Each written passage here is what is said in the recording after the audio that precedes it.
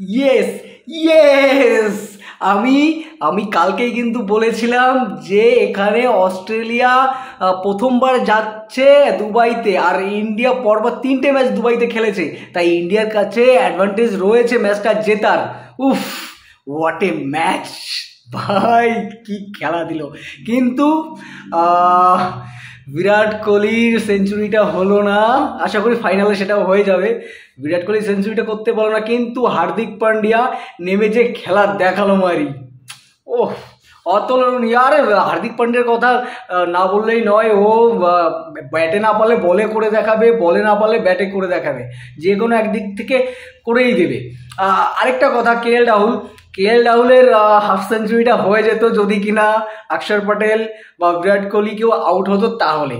তার কারণ সেখানে হার্দিক পান্ডিয়া নেমেছিল, আর হার্দিক পান্ডিয়া যেখানে নামে ও তো আর ঠুকে ঠুকে কাউকে হাফ সেঞ্চুরি বা সেঞ্চুরি করতে দেবে না, নিজের রানটাই করবে, বা টিমকে জেতানোর জন্যই যাই করুক না কেন। ও তো কে এল রাহুল হাফ সেঞ্চুরিটাও করতে পারলো না, কিন্তু খুবই ভালো খেলেছে। আর ইন্ডিয়ান টিমে সবাই সবাই খুব ভালো খেলেছে। মোহাম্মদ শামি 3টে উইকেট, অক্ষর পটেল ওফ কি বল, কি কাটার।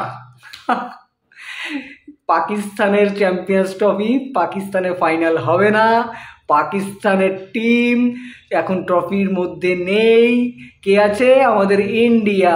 খেলার ফাইনাল কোথায় হবে? দুবাইতে। এই না হলে মজা?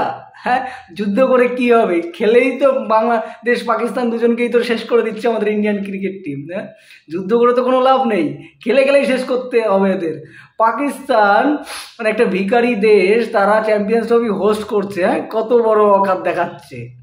সেই চ্যাম্পিয়ন্স ট্রফিতে পাকিস্তান নেই, আর পাকিস্তানে সেই ম্যাচটাও হচ্ছে না, যে ম্যাচের জন্য পাকিস্তান এত বছর ধরে ওয়েট করছিল, চ্যাম্পিয়ন্স ট্রফির ফাইনাল, সেটা আর পাকিস্তানে হবে না, সেটা হবে দুবাইতে, বিকজ ইন্ডিয়া চলে গেছে ফাইনালে, আর ইন্ডিয়া তো পাকিস্তানে যাবে না, তাই ম্যাচটা খেলা হবে দুবাইতে।